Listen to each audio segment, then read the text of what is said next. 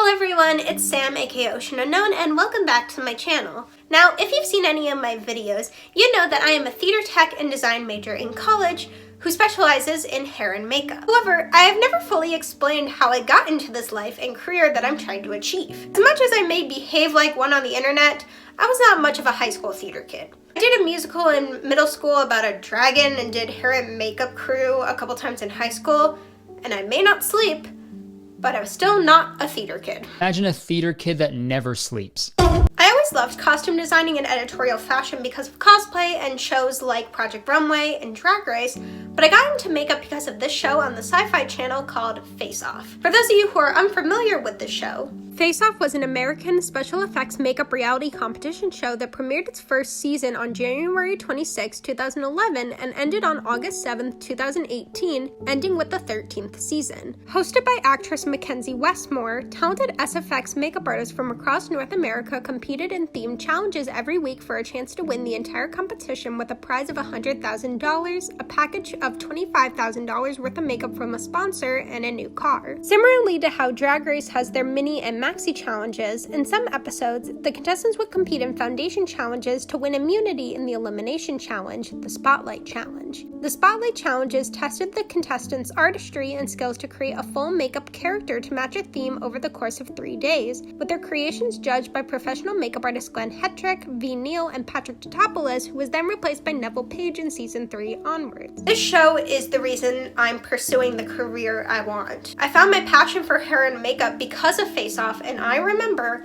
when I first toured the college that I now attend, my now advisor said, when you get into advanced theater makeup, it'll be like, have you ever seen the show Face Off? And I was internally screaming with joy. I've gained a lot of experience with all types of makeup, and a lot of that comes from Face Off. When I made this channel and started making video essays, I would eventually make one about Face Off. However, I didn't want to make one about the whole show because, oh my god, that would be so long. While he is one of my biggest inspirations as a content creator, I don't think I can make hour-long videos about whole television shows like Key and Carlisle does. So instead of making a whole video about the series, I will be making separate videos for the seasons I want to talk about. However, if there is a specific season you want me to discuss, let me know down in the comments. So where have I chosen to start? The end! This video is a complete overview and analysis of the final season of Face Off, Season 13, Face Off Battle Royale. We got a #1 victory royale, yeah, Fortnite, we bout to get down. Like I just said in the intro, Face Off Battle Royale was the 13th and final season of Face Off, premiering on June 5th, 2018 and ending on August 7th of the same year. This season was announced on January 6th, 2018 through a teaser trailer.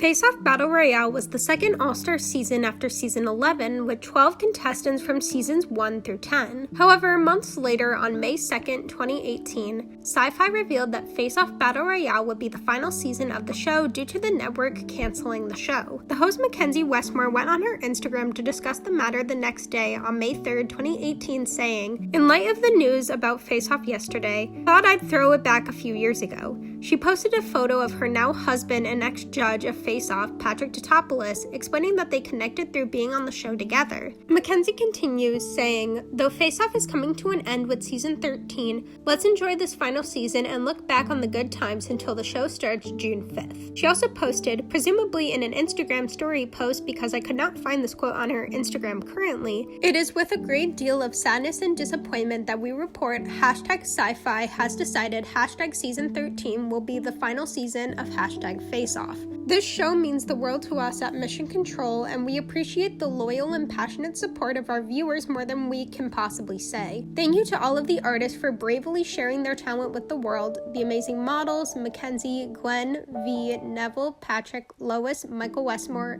Derek, Mary, Peter, and everyone else associated with the show. It's been an incredible run.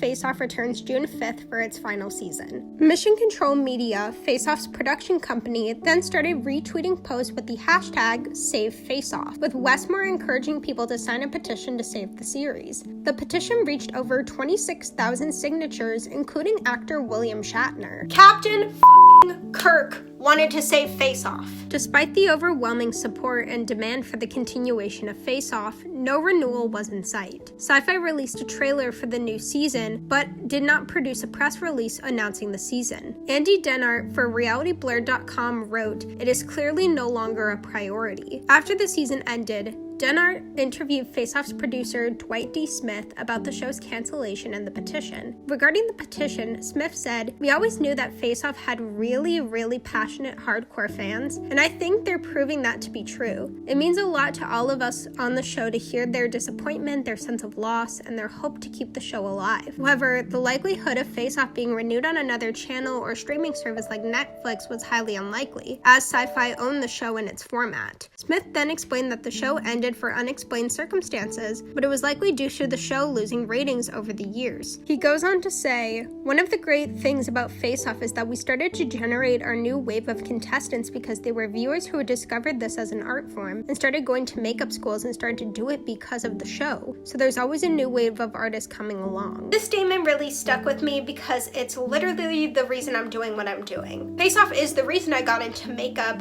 and am pursuing it as a career. Then, on June 5th, 2018, the first episode of Face Off Battle Royale was released. This is Face Off!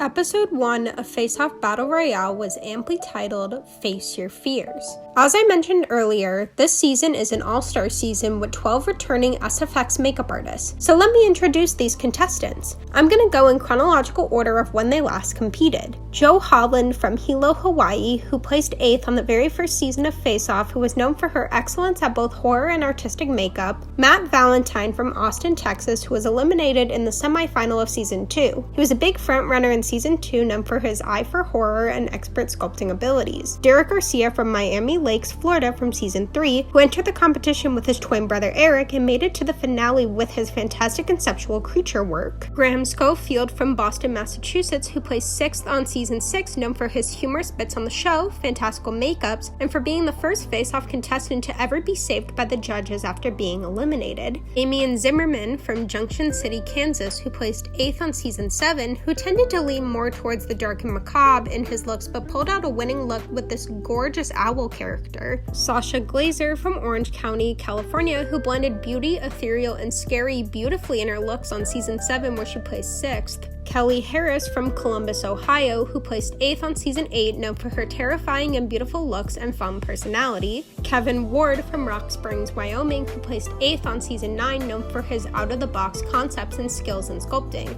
Also, yes, Kevin is the guy who, when asked by the judges if he thought his winning siren makeup he did with fellow season 9 contestant Meg Wilbur was beautiful, he said, "Yeah, I date her." Jordan Patton from Parkersburg, West Virginia, who was eliminated in the semifinal of season 9, known for his signature style of bright colors and stylized sculpting in his makeups, but also his large range of skills in concepts and techniques. Yvonne Cox from Alberta, Canada, who in my opinion has one of the best underdog stories in the show because as season 10 progressed, where she ultimately placed 5th, she continued showing off her incredible skills in sculpting, insane attention to detail, and ingenious ideas for every concept you can imagine. Mel Licata from Hightstown, New Jersey, who placed 4th on season 10, known for her infectious positive energy and her incredible versatility as an artist.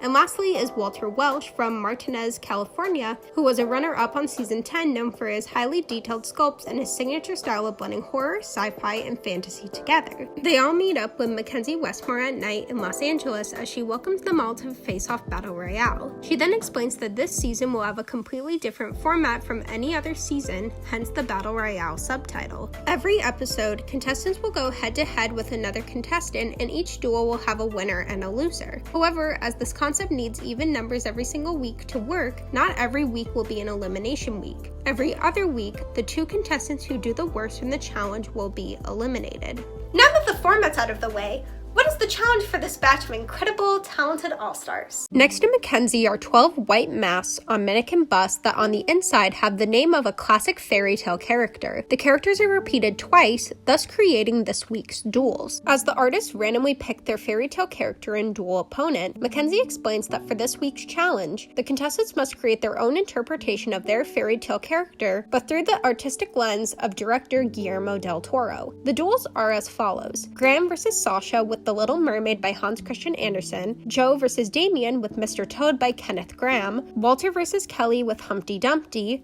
Derek vs. Kevin with J.M. Barrie's Captain Hook, Jordan vs. Mel with The Gingerbread Man, and Yvonne vs. Matt with J.M. Barrie's Tinkerbell. Before they start working in the studio, they all start sketching out their concepts. Then, for the next 2 days, they have 10 hours to sculpt and mold their pieces. On the first day in the studio, the contestants also get advice from Mackenzie Westmore's father, Oscar-winning makeup artist Michael Westmore. Despite being a reality TV show which typically has some form of drama, Face Off is an exception. All of the contestants are, for the most part, very supportive and nice to each other, and the only consistent dramatic moments in the show are typically something goes wrong with a mold. As a makeup artist myself, making molds is really hard, so I totally understand why this is something that happens so frequently on the show. In this episode, Kelly struggles to open her cowl mold for her Humpty Dumpty character, but it eventually opens and is completely fine. On the day of judging, Mackenzie introduces the judges. Primetime Emmy Award-winning makeup artist Glenn Hetrick, known for his work on Buffy the Vampire Slayer and CSI New York, Academy Award-winning makeup artist V. Neal, known for her makeup in films such as Beetlejuice, Edward Scissorhands, and The Hunger Games, and creature and concept designer Neville Page, known for his designs for Star Trek and Planet of the Apes. This episode also has a guest judge, creature actor Doug Jones, who a lot of you may know as Billy Butcherson in Hocus Pocus or the Amphibian Man in The Shape of Water. Doug Jones has also worked many times with Guillermo del Toro, which makes him a perfect judge for this challenge. The models for each duel come out together for the judges to see. First up are Yvonne and Matt's takes on Tinkerbell. Yvonne's story for her Tinkerbell is that Tinkerbell died of a broken heart and grew a sorrowful expression, whereas Matt took inspiration from the Angel of Death from Hellboy 2, along with the darker origins of fairies in mythology. Next are Damien and Joe's Mr. Toads, and they both went in completely different directions. Damien's Toad is a dapper ribbit boy, whereas Joe's is in prison with a primarily black and white color scheme. Up next are Graham and Sasha's Little Mermaids. Like Matt,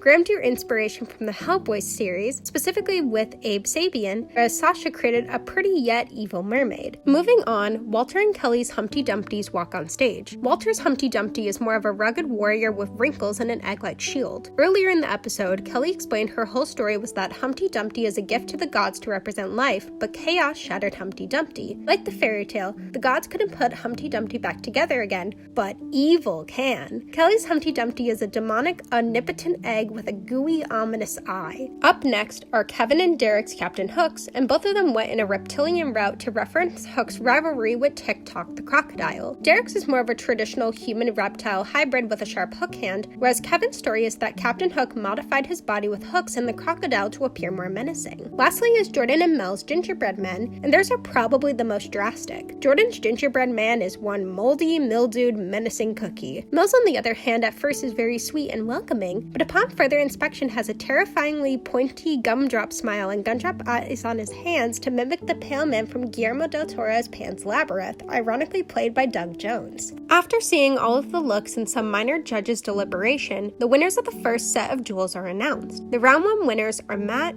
Damien, Graham, Kelly, Derek, and Jordan. However, there are top and bottom looks and a winner every episode. Individually, Yvonne, Matt, Kelly, and Kevin are called for further discussion with the judges. Yvonne is called up first, and the judges say that baking an expression into a character isn't always the best move, and it leaves no room for the actor to express a wide range of emotions, and that her paint job was uninspiring. Her Battle Royale partner Matt is called up next, and the judges applaud his grasp on Guillermo del Toro's aesthetic and for creating an eerie yet beautiful take on Tinkerbell. Kelly is up next, and the judges commend her on her originality, attention to detail, and ambition as her makeup was the most detailed in the room. Lastly is Kevin, and while the judges recognize the amount of work that went into his Captain Hook character, they say visually it's very confusing and muddy. They tell him that if he continues to go on in the competition, he needs to edit his designs. After the deliberation, Kelly is declared the challenge's winner, taking home her first win on Face Off ever. The judges reveal the twist that the winner of each non-elimination challenge wins an advantage in the elimination challenge, the help of a makeup industry expert.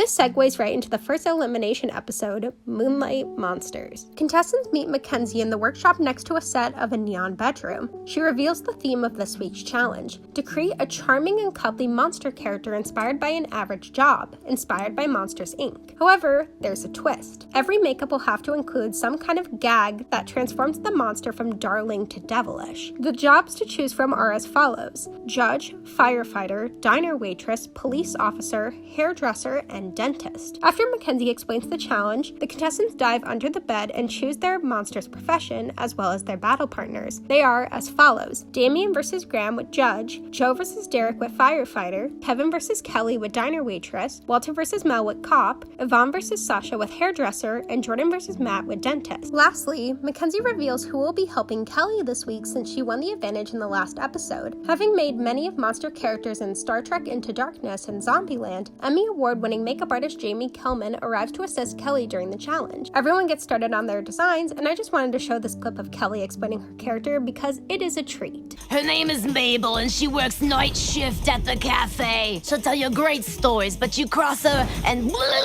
As everyone starts sculpting, Sasha is struggling with coming up with anything for her hairstylist monster. After the first 2 days pass, tensions are high on application day as everyone is worried about whether their gags will work and read well on stage, and the fear of elimination being high. While Derek struggles putting magnets in his cowl piece, Joe's monster's metal teeth won't stick. Mel finds a very resourceful way to apply magnets to her face piece by putting hot glue on a popsicle stick and sticking the magnet on the face piece. As the contestants face the judges, their monsters are revealed. Up first are Jordan and Matt's dentists. Now, if you've seen any of my videos, one of these might look familiar.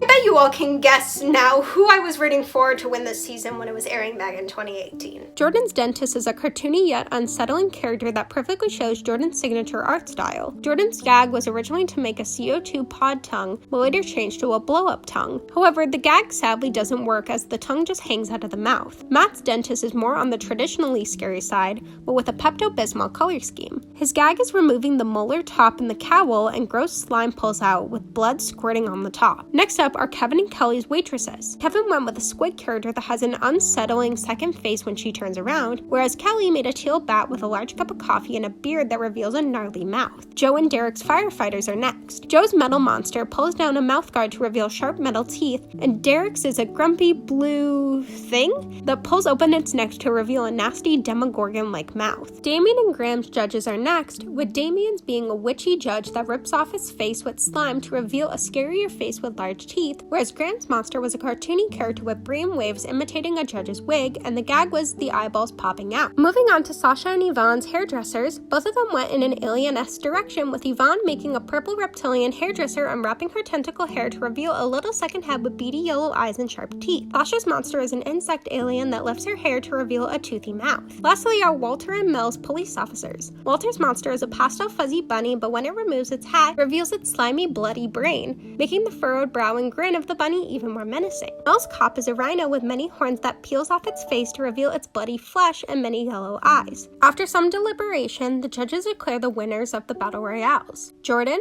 Kevin, Derek, Damien, Yvonne, and Walter. Matt, Kevin, Kelly, Derek, Damien, Graham, and Yvonne are called safe as the judges discuss more with the tops and bottoms of the week. Jordan is called up first. The judges loved his colorful and outlandish dentist, saying that it's both whimsical and unsettling, but Neville did express disappointment that his gag didn't work out. Joe is called next as the judges critique that her monster is more of a robot than a cute yet scary monster the challenge called for, and the muddy, unreadable paint job, which in addition made the gag also unreadable. Sasha is called next, explaining to the judges that her monster was an insect alien that would live in Tim Burton world, and the judges say that her look missed the mark of the challenge. Her gag was unclear and the concept got lost in the look. Walter is up next, and the judges applaud his grasp on the challenge and how his bunny monster was both adorable and terrifying. Lastly is Mel, who the judges tell her that her makeup was not cuddly or warm and had a muddy paint job, but her gag was unique. Walter ultimately wins the challenge, and he and Jordan are pronounced safe. Sasha, Joe, and Mel walk to the center to find out which two will be going home. The judges first call Joe's name, shocking Sasha as Joe is eliminated from the competition. The second person eliminated is Sasha, as she says she expected it. They both exit, and we are down to the top 10. Week 3's episode, Aztec Aliens, starts in the lab, which has been decorated with elaborate stone engravings and foliage, as Mackenzie explains this week's challenge. The artist must create an alien character inspired by a god of Aztec mythology. I will say the way this challenge was originally worded in this episode is different,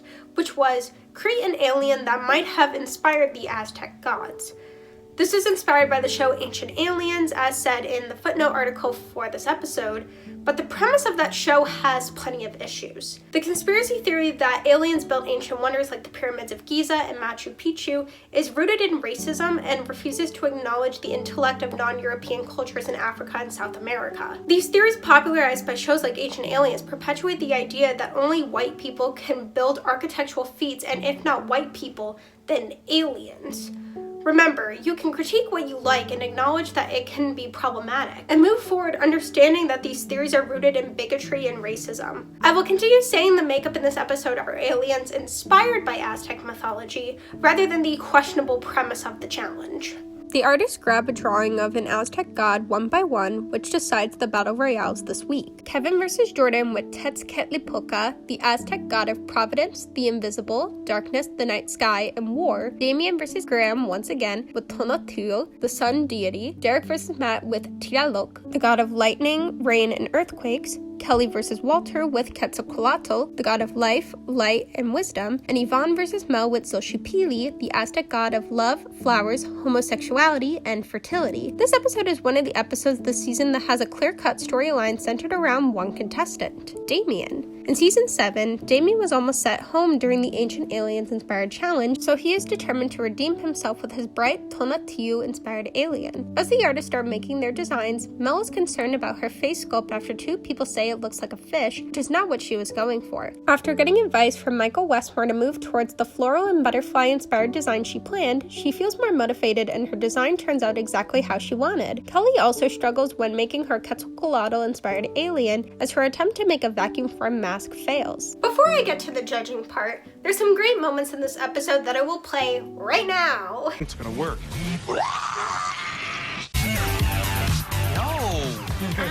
Sorry, Damien belly button hold me. On judging day, the artist's Aztec mythology-inspired aliens are revealed. Up first are Matt and Derek's Tlaloc-inspired aliens. Matt was influenced by aquatic imagery as well as Mesoamerican art and typical alien biology, whereas Derek was more influenced by bone structures with a darker color scheme. Up next are Damien and Graham's aliens inspired by Tonatiuh. Damien's Tonatiuh has a very bright color scheme and striking amphibian-like features, and Graham's has an ornate headpiece with scales and feathers. Next are Kevin and Jordan, who are inspired by Tezcatlipoca. Kevin's makeup is an imposing green creature, whereas Jordan's is a striking presence with a very detailed and menacing cowl. After them are Mel and Yvonne's Xochipilli-inspired aliens. Mel's alien is pastel, feminine, and beautiful, and Yvonne's is more inspired by nature with a highly detailed leaf cowl piece. Lastly are Kelly and Walter's Quetzalcoatl-inspired aliens. Kelly's alien is more of a feminine warrior, whereas Walter's is a stylized feathered reptile. After some deliberation, this week's Battle Royale winners are decided.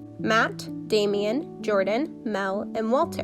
The judges then wish to discuss the top and bottom looks, starting with Matt. The judges applaud Matt's paint job and sculpting, securing himself his second top look of the season. Kelly is called next, as the judges say that they see no Aztec influence in her design, and Glenn says that the shapes in the design are the furthest things from what the judges expected for this challenge. Up next is Damien, and the judges compliment the beautiful and striking paint job of his Tonatiuh-inspired alien. Glenn comments that it looks even better up close, Neville compliments the amount of detail in the helmet cowl piece, and V gives her signature stamp of approval, calling it bitching. Last is Damien's battle rival Graham, who is critiqued for his design feeling messy and clumsy and not reading as alien. Damien is declared the winner of the challenge, fulfilling his alien redemption from Season 7 as he wins the help of an industry expert in the upcoming elimination challenge. The fourth episode, Haunted Hotel, starts once again in the lab. However, there's something different today. The lab has been turned into the lobby of a creepy, ghostly hotel, and Mackenzie Westmore is working the front desk with ghostly makeup and a green bellhop costume to match. She halts filing decrepit letters into mailboxes to welcome the artist to the Face-Off Grand Hotel. However, she hasn't seen her co-workers in over a year, so she tasks the contestants to bring her co-workers back to life, quite literally. The ghost employees of the hotel must be a mixture of spooky and quirky, but the artists only have 2 days instead of 3 to add an extra challenge. The contestants choose the employee they wish to bring back from the dead, leading to the battle royales of the week. Damien versus Matt with the chef, Yvonne versus Derek with the handyman, Kevin versus Mel with the maid, Jordan versus Kelly with the bellhop, and Walter versus Graham with the concierge. I'm not even kidding. I didn't know what a concierge was until I made this video.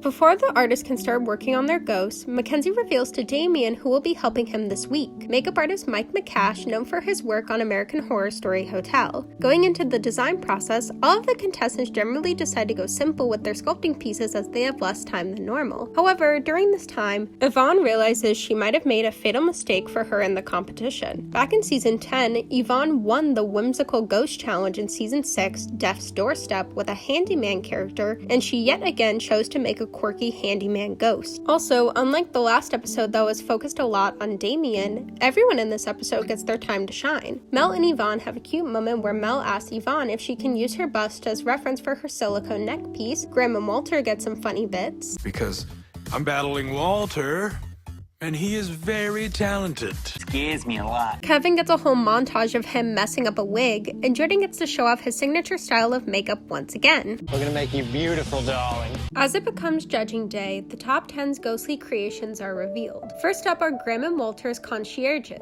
Graham's concierge is rotting away just waiting for guests to come to the haunted hotel, whereas Walter's is a quirky zombie inspired by Harley Quinn. In the lab, Graham had some problems since his model had a bad reaction to his prosthetics, which ruined his all of a sudden new strategy of having a step-by-step written list of everything to do. But he decided to not worry too much about blending the prosthetic as it looks a bit flaky, like rotting skin. Walter, on the other hand, took a massive risk with his makeup, and he himself said he hasn't done beauty makeup or hair work since his original season. Up next are Yvonne and Derek's handyman. Derek's handyman is very stylized and grimy with wet hair, and Yvonne's was electrocuted, causing his hair to frizz up. Next are Matt and Damien chefs. Damien's chef has been stuck in the hotel and has resorted to eating himself to death, whereas Matt's poisoned themselves and their patrons. While Damien went for a more silver screen 1940s color scheme, Matt, on the other hand, was inspired by Ghostbusters and Disney's Haunted Mansion, making his ghost a range of pastel colors. Following them are Mel and Kevin's maids, who share very similar color schemes but drastically different concepts. Mel's maid was strangled for walking in on a lover committing adultery, whereas Kevin's has been cleaning as a ghost for so long that she's been collecting dust on her body to the point that her hair is like a feather duster. Lastly are Kelly and Jordan's bellhops, which also have very different concepts. Kelly's bellhop was told to smile so many times that he snapped and stapled his mouth into a smile, whereas Jordan's bellhop passed away via death by being shook, shaken, quaked to the core, leaving its face perpetually shocked. Before I talk about the deliberation, I need to discuss the photos taken for this episode because they were a serve. The hurricane, bitch. Here comes the hurricane, bitch. Here comes the hurricane, bitch. Here comes the hurricane, bitch. Here comes the hurricane, bitch. Oh! After taking a closer look and some deliberations, the winners of the battles are decided. Graham, Derek, Matt, Kevin, and Jordan. Graham, Walter, Derek, Damien, and Jordan are called safe, and the judges talk with the top and bottom looks. Yvonne is up first, and the judges tell her the silhouette of her character reads well. However, the veins in the sculpture are not anatomically correct, the color palette fell flat, and Glenn says, the wrinkle directionality is so strange. Matt is called next, and the judges applaud his take on whimsical yet ghostly, especially regarding his pastel color scheme. Up next is Mel, who is critiqued for her undead maid still looking lively and how her paint job was muddy and undefined. Mel's battle partner Kevin is up next, as the judges compliment how he applied their past notes to him about editing his out-of-the-box concepts to his maid. Neville says the most successful part of the makeup is the proportions, as well as how it perfectly fits the quirky ghost challenge. I feel like now is a good time to bring up something that brought me a lot of joy while researching for this video. Whoever wrote the captions for the press photos of the Face Off website was either in a spicy, shady mood while writing these, or is just funny. I'll read some of the examples. Mel's makeup looks too alive for this challenge. Mel looks like she might die. This is the face Kevin made just before learning he's a top look. Celebration coming soon. Mr. Westmore demonstrates a proper God of War posture for Kevin.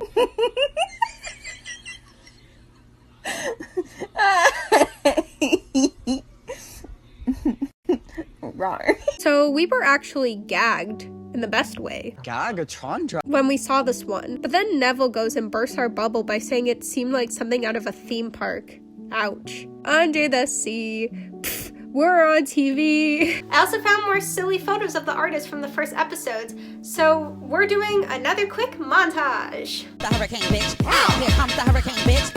Here comes the hurricane, bitch. Back to the episode. Last one up is Kelly, and during deliberation, her makeup started to run down her model's face in front of the judges. The judges say that the anatomy of the character didn't make sense. Kelly is content in the critiques as she mentioned earlier that she knew the sculpture was going south and she forgot her brushes during last looks. The winner of this week is not a unanimous decision, with many speculating that Neville was the opposing judge, but Matt is declared the winner of the challenge. Him and Kevin are safe, as Yvonne, Kelly, and Mel are called to the center stage. The judges say this was a very difficult decision, but ultimately decided the two going home this episode are Yvonne and Kelly. This goes into episode 5, Death Dealers. As this is season 13, the top 8 are challenged to create a character based on the 13th card of the tarot deck, Death.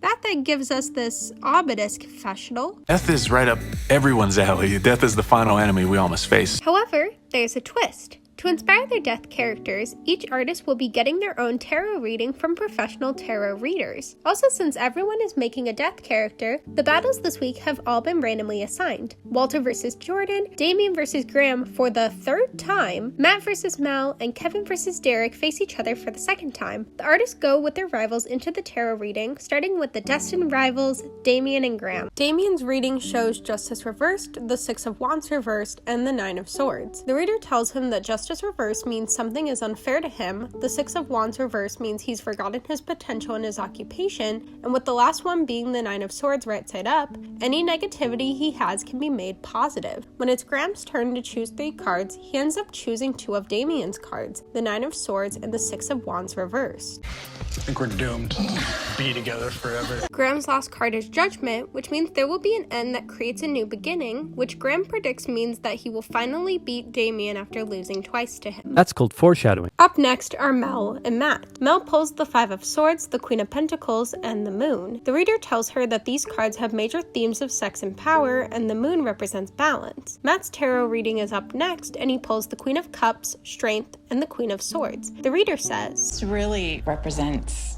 the energy of winning." Awesome. Matt is told in his reading that his cards represent him reaching the highest level of his being on all aspects and radiates victory. Is this foreshadowing? You'll find out. They also don't show everyone's tarot readings, so I'll go over what cards everyone got and a brief explanation of what they mean. Kevin and Derek, who accidentally get mistaken for Damien and Graham on the website, got the Hierophant, the Tower, and the 4 of Swords reversed, and the 4 of Cups reversed, the Hierophant reversed, and the 5 of Swords respectively. The Hierophant represents tradition and morality, whereas in reverse it means rebellion and new approaches. Moving to Kevin's 2 other cards, the Tower represents sudden upheaval and disaster, whereas the 4 of Wands in reverse represents avoiding conflict and accepting differences. To Derek's 2 other cards, the 4 of Cups reversed represents sudden awareness and acceptance, and the 5 of Swords represents unbridled ambition and a desire to win at all costs. That's called foreshadowing. Last to do their tarot readings are Walter and Jordan, where Walter gets the Sun, the 9 of Cups, and the Magician, and Jordan gets Judgment, the 4 of Cups, and the 9 of Cups. The Sun represents success and celebration, the 9 of Cups represents satisfaction and emotional stability, and the Magician represents manifestation and creation. Judgment represents reflection and reckoning, and the 4 of Cups represents apathy and disconnection. As everyone starts working on their sculpts, Jordan accidentally knocks over one of Walter's shoulder molds, causing it to break. Jordan is incredibly embarrassed, and while Walter completely understands the mistake, he is unafraid to tease the crap out of Jordan for his alleged sabotage attempt. Seems like sabotage. Feels like sabotage. If the saboteur wants to get out of my way. Other than that, there isn't too much stuff that happens during the work days, so let's move on to Judging Day, where all of the artists' death characters are revealed. First are Mel and Matt. Mel's death is sharp, masculine, and angry. On the other hand, Matt's death is an angelic death, mixing Catholic imagery, warm tones, and scary bone structures. Up next are Kevin and Derek, whose deaths only have one thing in common: very long nails. If you're not wearing nails, you're not taking souls to the underworld, or whatever Alaska said. Kevin's death is threatening, imposing, and ambitious, whereas Derek's makeup is mysterious and very intricate. Next up are Walter and Jordan, who both went in a demonic direction with their deaths. Walter's is more of an elemental, earthy demon, and Jordan's is more horrific. Lastly are Damien and Graham's deaths, and despite the fact that their readings were eerily similar, their characters couldn't be any more different. Damien's death character is hot pink and looks straight out of a Mortal Kombat game, whereas Graham's makeup is more of an imposing angel of death. After taking a closer look, the judges decide the winners of the battles this week: Matt, Derek, Walter, and Graham. The judges then asked to talk more with the tops and bottoms of the week, starting with Matt. They praise his opalescent color scheme and attention to detail in his sculptures. Jordan is up next, and while the judges say it's a step in the right direction in terms of versatility, it still feels a little too cartoony for the challenge. Up next is Derek, and the judges compliment his highly detailed pieces, however they have mixed feelings about his paint job. Damien is next, and while his makeup is visually interesting, the judges criticize him for not following the challenge. They say that the hot pink color palette is severely out of place. Last is Damien's destined rival, Graham. The judges appreciate the simpleness and subtlety in his design, and for offering a unique take of a skeleton-inspired sculpture for his death character. When the winner gets announced, the tarot cards did not lie in the slightest. Matt is declared the winner and wins the help of an industry professional in next week's elimination challenge. And the next elimination challenge is upon us. Titled Divine Dryads, this episode starts with the artist being sent to the woods. I hope someone understood that reference. Top of the morning, you ladies. My name is Jacksepticeye, and welcome back to Night in the Woods. It's okay, my roommate will understand. By the way, roommate, I love you. Mackenzie welcomes the contestants to the forest and explains their next challenge: to create a dryad character inspired by a real-life forest or tree that the dryad must protect. The artists choose their forests or trees and thus choose their battle partners, which are as follows: Matt versus Derek with the Dragon's Blood trees, which are native to Yemen; Jordan versus Kevin with the Avenue of the Baobabs in Madagascar; Walter versus Graham with the Painted Forest in Arizona; and the only non-repeat battle of Damien versus Mel with the ancient bristlecone pine forest in California. Lastly, since Matt won the last challenge, he won the help of concept artist Jordo Shell, known for his work in the Predator franchise, Avatar, and the other Face Off. As the artists start creating their dryad makeups, Jordo pushes Matt to go bigger with his cowl to mimic the shape of the Dragon's Blood tree, and the mold ends up being almost 3 feet tall. This intimidates Derek, but Derek decides to stay true to himself and focus on an intricate face and chest piece. I'm gonna be honest, there isn't too much in this episode, in this section, other than this funny scene between Graham and Jordo. Leave my tree alone. We're trying to distract us, Graham. We're trying to scope. That's my strategy, Jordo. Where's all the drama, man?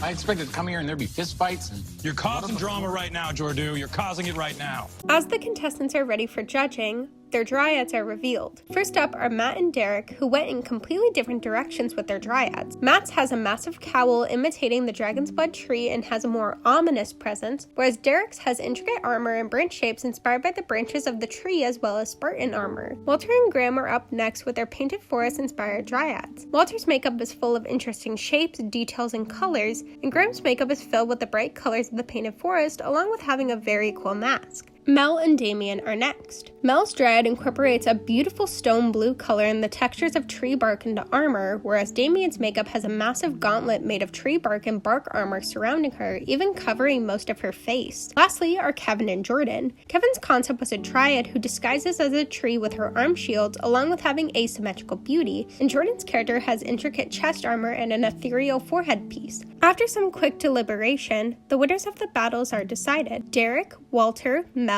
and Jordan. Matt, Mel, and Jordan are declared safe, which means Derek, Walter, Graham, Damien, and Kevin are the tops and bottoms of the week and will talk to the judges. Derek is up first as the judges praise his highly detailed sculpting, but the paint job wasn't as successful as some of the other makeups. Walter walks to the center next, and the judges love his dryad character. They commend his ability to combine beauty, his Painted Forest inspiration, and belligerence, as well as his ability to listen to the judges' notes and show what he can do. I haven't watched this season since it aired in 2018, but what I do remember when I watched it with my mom back then was that she was rooting for Walter. Hi Mom, I love you. I knew that Walter was an incredible artist, but I forgot all about his storyline in this season, which makes me appreciate his run on season 13 even more.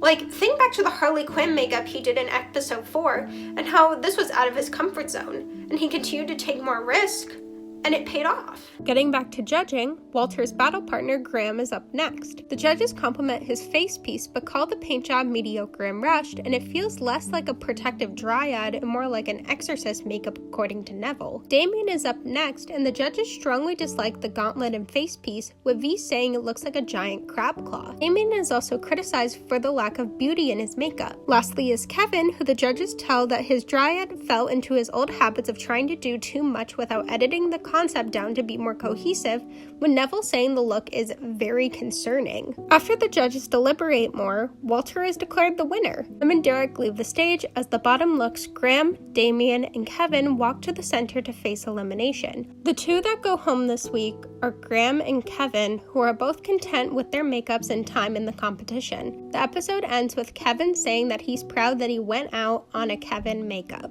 Episode 7, Maritime Monsters, starts back in the lab. The lab this week has been decorated with blue lighting, a ship's helm, and a massive pirate's map. Mackenzie is standing with the nautical objects as she explains the next challenge. To create a sea monster character based on centuries-old illustrations of sea monsters that pirates and 16th century conspiracy theorists believe live down in the deep sea. Each artist chooses a creature from the map, however this time the top 6 get their own individual creature inspiration, so similarly to episode 5, the battles have been randomly assigned. Walter versus Matt, Mel versus Derek, and Jordan versus Damien. However, there is one last twist to this challenge. The sea monsters must be beautiful on land and sea. The models must submerge in a water tank on the main stage, meaning the artist's makeup must be waterproof and be just as beautiful on stage and in water. As the artists get to work, all eyes are on Matt to do well since he won a very similar challenge on season 2. Walter is a little intimidated by Matt, but he says you've got to beat the best to be the best. Jordan gets into character for his anglerfish-inspired creature.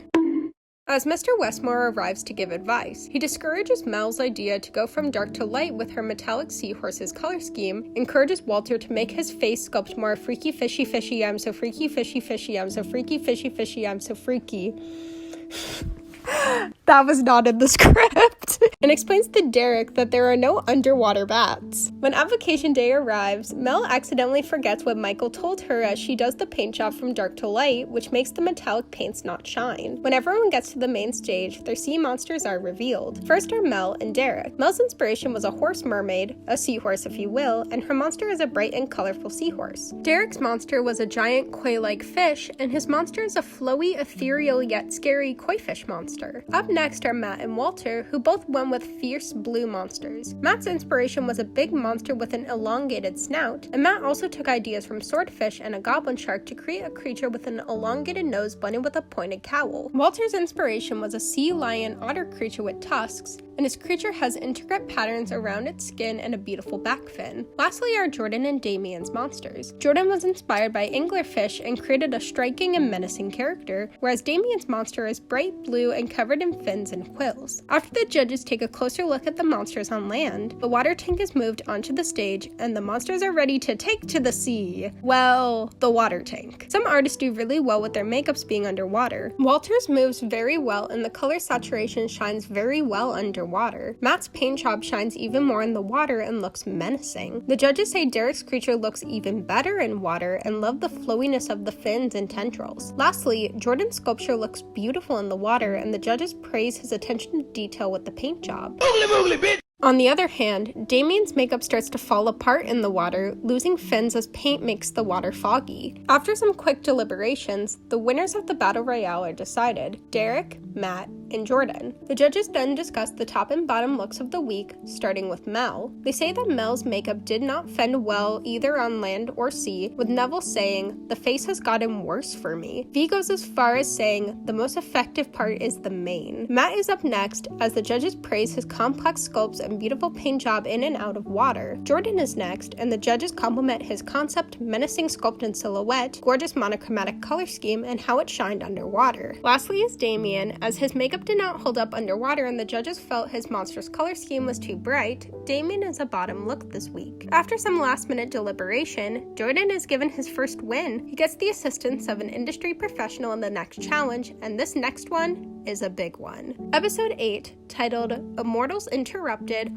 Holy shit, Face Off loves their alliteration. It took me 8 episodes to realize that. Anyways, episode 8 is the semi-final episode. The artists enter the lab to see it is pitch black and has been completely transformed into a bat cave. Mackenzie welcomes our top 6 to the semi-finals and reveals their next challenge. Choose a type of bat and use it as inspiration for a terrifying vampire character. However, 2 things need to be addressed. Mackenzie tells them that the 1v1 battles the contestants have been doing the whole competition are over, and this week is a free-for-all battle royale. Every person for themselves to win a spot in the finale. The second twist. Only 3 people will make it to the finale, meaning in this round, the competition will be cut in half. 6 taxidermied bats stand before the artists as they choose their inspirations. Matt chooses the mouse-eared bat, Derek picks the slit-faced bat, Jordan the horseshoe bat, Damien the bamboo bat, Walter the false vampire bat, and lastly, Mel chooses the painted bat. But before the artists can start working on their vampires, since Jordan won the last challenge, he gets the help of Todd Masters, an artist known for creating vampires in True Blood, Twilight, and Underworld. The artist starts sculpting until Mr. Westmore comes in to give advice. He tells Mel he doesn't like her concept of her vampire being an absolute girl boss, but Mel sticks her ground and says, yes, I will make a vampire girl boss, a glampire as she calls it. I love Mel for this moment because not only is she incredibly confident in her ideas and skills,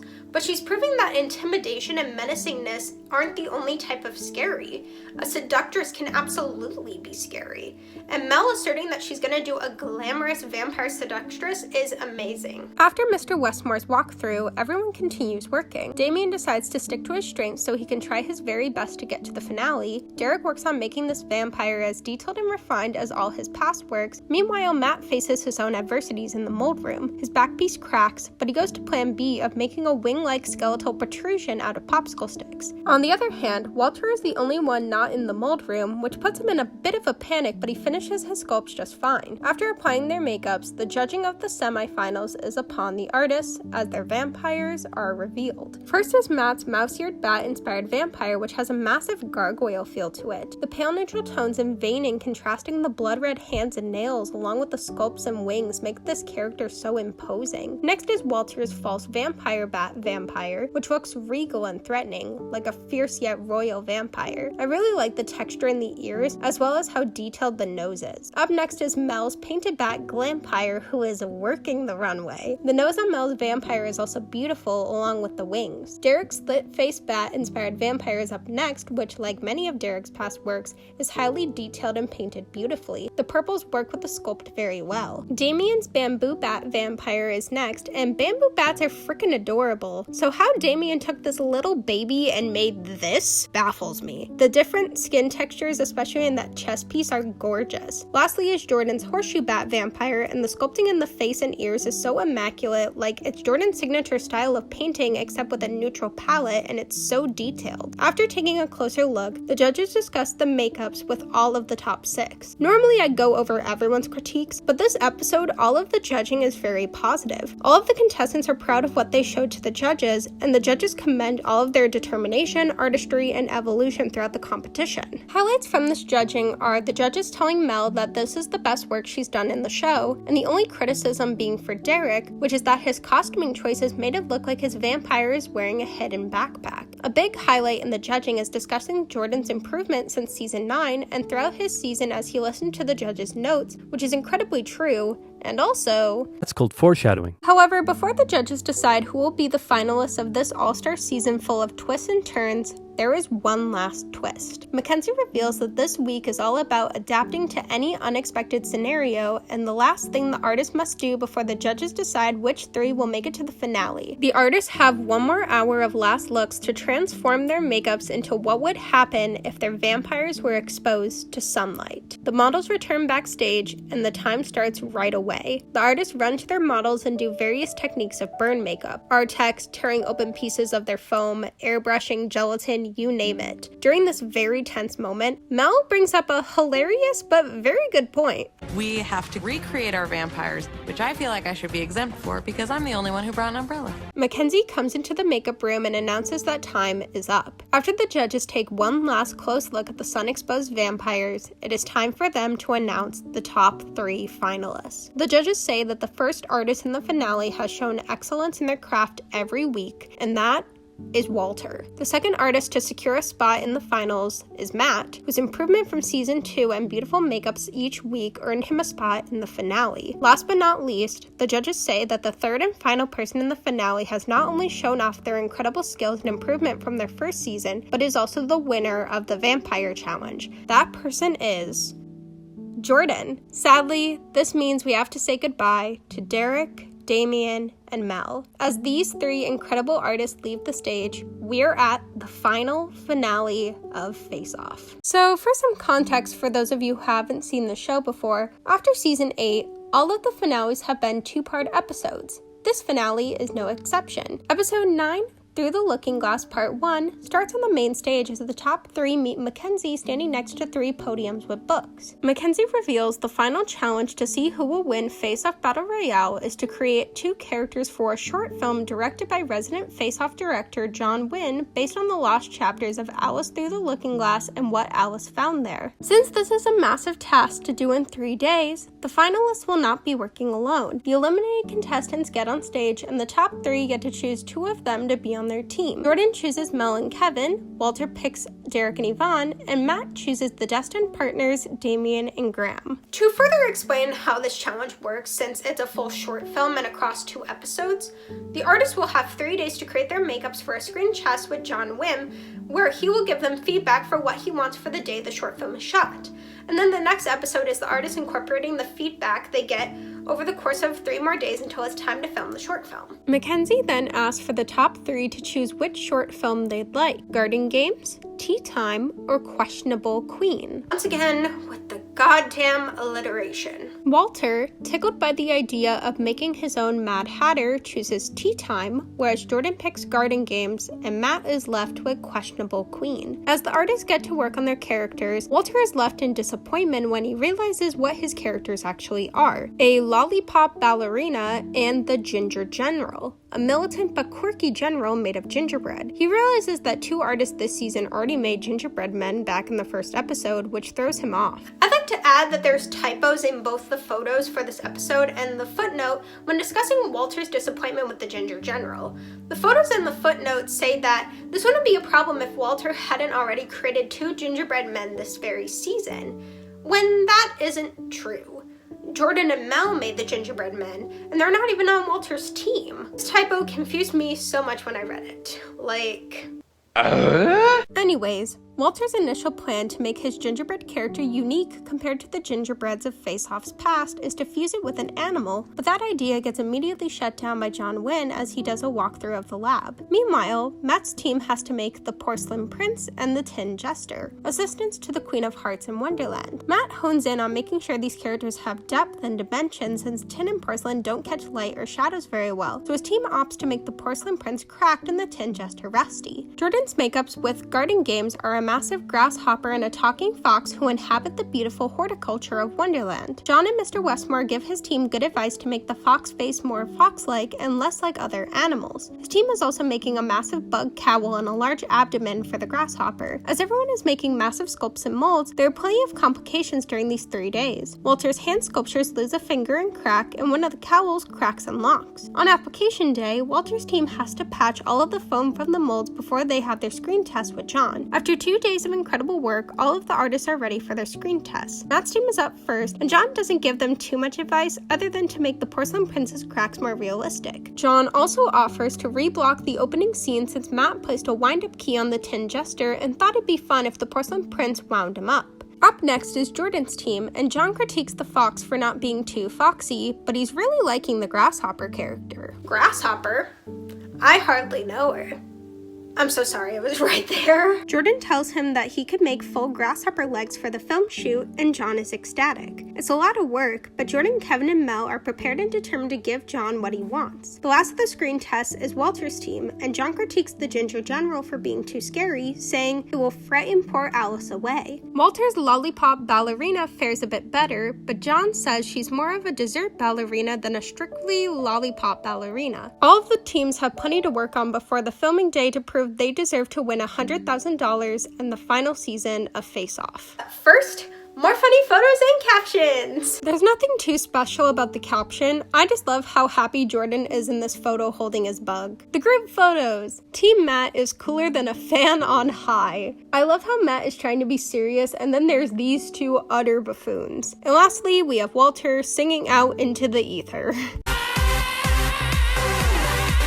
We finally made it to the final episode of not just season 13, but the final episode of Face Off, which aired on August 7th, 2018. Through the Looking Glass Part 2 starts with Mackenzie and John meeting up with the finalists and their teams to reveal another big twist. John has reworked the script to include a third character in all of the finalist short films, the titular Alice. In each short film, Alice will be transformed to suit her newfound surroundings, and the artist can take that whatever direction they want. With this added challenge, the last 3 eliminated contestants return to be on a team. Matt picks Sasha, Walter picks Kelly, and Jordan chooses Joe. Lastly, there is some news for the contestants. There will be a special guest judge watching these short films, and that is none other than one of the quote-unquote godfathers of SFX makeup, Rick Baker. As everyone gets to work, Walter is hit hard with the twist since he also has to completely revise his 2 already established characters. He also is having some artist block of how to incorporate Alice into a world of sweets and desserts. As John does a walkthrough, Kelly shows her design of Alice looking like she's made out of fondant and frosting, and John encourages this idea. After a reassuring hug with John, Walter is all ready to do everything he needs to do. Meanwhile, Team Jordan works on making their Fox character more foxy with an upper body fursuit, and Mel gets the idea to make Alice a bunny to fit with the other animal characters, which John loves. John says it would be awesome to do a close-up subjective view of Alice looking at her hands and realizing she's changed, so basically the subtext is Jordan better make those hands look really cool. Mel suggests making soft little pads like bunnies have on their paws, and they get to work. Over on Matt's team, they decide to make Alice into a pull-string wooden doll, and John really likes the idea. As the teams continue revising their characters, Walter makes his Ginger General more of a friendly cream-filled cookie and his Lollipop Princess more of a, well, Lollipop Princess. On application day, Team Jordan's bunny hands are incredibly hard to apply to the point where they decide to scrap the whole idea. Jordan's team is the first to get on set and shooting day has started. John expresses disappointment about Alice's bare hands and requests Jordan to make a last-minute readjustment. Team Jordan decides to apply white faux fur to Alice's arms along with poking holes in some white gloves to add more fur. As the garden game scene starts being filmed, there's an added challenge. The actors are performing in the hot sun and the makeup is coming off due to sweat. After each take, Team Jordan fixes up their makeups while the judges and special guest Rick Baker evaluate his team's characters in a secluded room. John says that's a wrap. Now it's time for Team Walter to get their makeups all together to film their scene. As Walter's team starts to apply their makeups, Walter realizes that the edges on Alice's face piece are really thick, which will make them lose a lot of time in application. However, it all gets figured out and they arrive on set. The fondant filigree on Alice's face doesn't read too well on camera, so John allows Team Walter to make some last-minute readjustments. The filigree is defined more with some light blue shadowing as the camera starts recording. Walter's scene filming goes swimmingly, and it's a wrap for tea time. Lastly, to film their scene is Team Matt, as they all work together to bring their characters to life. John is thrilled with his team's makeup, and filming for the questionable queen scene goes very well. And that's the end of the short film's filming. It is finally time for the final judgment. The artists meet the judges in a Wonderland-themed arena where they watch the full short film. I sadly could not find the short film anywhere on the internet without having to pay for it other than a short clip from Matt's Instagram, so I will try my best to explain the plot. Keep in mind, some details may be left out. I haven't seen this in almost 5 years. Alice in the real world ends up in Wonderland by traveling through a magic mirror, which starts with the garden game scene featuring Jordan's characters. Alice becomes a bunny as she sees the dapper grasshopper and fox argue as she runs off into a garden portal leading into the tea time scene with Walter's characters. Alice, now made of fondant and frosting, is seated down for a tea party with the Lollipop Princess and Ginger General. She asks how to get back home, but crawls under the table in into the next scene, Questionable Queen, featuring Matt's characters. As Alice crawls out from the table, she realizes she's now made of wood. The porcelain prince finds her, giving her a red chess piece as she sits on the queen's throne. The tin jester gets pissy about this, and Alice tries to run away. The porcelain prince pulls off her pull string, and Alice falls down a trap door. I think. Finally, Alice is back in the real world. Everyone claps, and it's now time for judging. The judges loved the liveliness of Jordan's characters and how he showcased his wheelhouse perfectly. They once again praised his ability to listen and apply feedback throughout the competition and how far he's grown as an artist. The only critique they have is they wish Alice's hand prosthetics worked out. Walter is up next, and the judges praise his revisions to these characters and the amount of work he put into them. They are impressed by his persistence and incredible makeup skills, however they critique Alice's harsh eye makeup. Last to be judged is Matt, and they love all of his characters. Neville compliments the Tin Jester's paint job and how its body sculpts are so animated, almost like an accordion. Ruth Baker applauds Matt's ability to make the porcelain prince's face and cowl gleam like real porcelain, and everyone is impressed with the textures in his wooden doll Alice. After some very important deliberation, finalists are brought on stage. Mackenzie congratulates them on such an amazing season, and now it's time to crown a winner. Same with the short film. I so badly wish I could show you the announcement of the winner, but I could not find it anywhere on YouTube. So if this is anticlimactic, I apologize. As the finalists weigh in Patient, Glenn says the winner of Face Off Battle Royale is Matt. With his incredible skills and concepts throughout the season, Matt became the final winner of Face Off. When the episode aired, Matt hosted a massive masquerade party where he was awarded a custom-made championship belt engraved Face Off Makeup FX champion Matt Valentine. A week after the episode aired, he went to Instagram with his idea for an all-winner season of Face Off, saying, "Calling all previous Face Off champions. Fans demand it, and I'm a fighting champion willing to put the gold on the line." While this never went anywhere, 2 winners of Face Off commented under the post accepting the offer. Season 6 winner Rashad Santiago wrote, "Bring it on. But when the dust settles and I have the title, what are you gonna do?" And Season 9 winner Nora Hewitt simply wrote, "Challenge accepted." And then Matt became Thanos. And I bet you're wondering, where are they now? I'd end this video with a look at what these wonderful artists have been doing in recent years. Starting with our first eliminated All-Stars, I could not find any information on what Jo Holland has been up to. She no longer has Instagram, she hasn't updated her Twitter since 2015, and her latest IMDb credit is from 2014. Moving on to Sasha Glazer, since her short-lived run on Face Off Season 13, Sasha has been working on many projects in LA. She has done SFX makeup for music videos including Deal With It by Ash Nico featuring Kellis, Gasoline by The Weeknd, music for a sushi restaurant by Harry Styles, and Get Into It Ya by Doja Cat. Sasha has also worked on many Hollywood films such as Paranormal Activity, Next of Kin, and Divinity. Yvonne Cox has continued working as an SFX artist in Canada, working on many feature films including 2020's Let Him Go, 2021's Land, and 2022's Prey. Kelly Harris has continued doing SFX makeup but also took up blood painting in 2021. Kelly also worked to apply bald caps for the Marc Jacobs fall line in 2022 and made a custom sculpture for Heidi Klum's Halloween party. Kevin Ward, while still making prosthetics and doing a lot of body painting over on his Instagram, does a lot of painting and mixed media art, making figurines, and making and/or visiting gigantic props. Also, like me, Kevin is a cosplayer. He's made plenty of cosplays, cosplay props, and prosthetics for other people, but he himself has cosplayed many characters like Beast Boy from Teen Titans, Gomez from The Addams Family, and Ricky Ricardo from I Love Lucy. Graham Schofield since Face Off has been working as a prop and mask maker in Hollywood, with his latest credit being the 2021 film The Resort. Derek Garcia now works as a makeup artist, concept designer, and tattoo artist in Atlanta, and he also has a clothing line called Redwater Designs. Since Face Off, Derek has worked on many movies and TV shows including Avengers Endgame, Jungle Cruise, and She-Hulk. Damian Zimmerman now works in LA and worked on 2022's Hellraiser, along with short films like Everyone's a Critic and Grandma's House. Mel Licata has worked on many big projects since Face Off, being the SFX artist for 3 episodes of American Horror Story, working on the upcoming Whitney Houston biopic, Whitney Houston, I Wanna Dance With Somebody, and being the key makeup artist for the film Bodies, Bodies, Bodies. A huge highlight of her work in Bodies, Bodies, Bodies is her covering all of Pete Davidson's tattoos. Jordan Patton now has his own studio, Dead Next Studios, where he makes custom sculptures, props, and merch. He also has his own comic book series called Dead Next Pest Control about a family of zombies living their everyday lives. Walter Welsh as of late has gone to many conventions to show his sculptures, especially his many Thanos replicas. Walter has also done some cosplaying of his own as Master Chief from Halo at San Diego Comic-Con and SAC Anime in 2022. Lastly, Matt Valentine has been selling SFX costumes at the studio he runs with his wife Kate and brother, fellow makeup artist and face-off contestant Michael Faust from season 4, Global Fair Enterprises, where he also teaches makeup classes. The hurricane, bitch. Here comes the hurricane, bitch.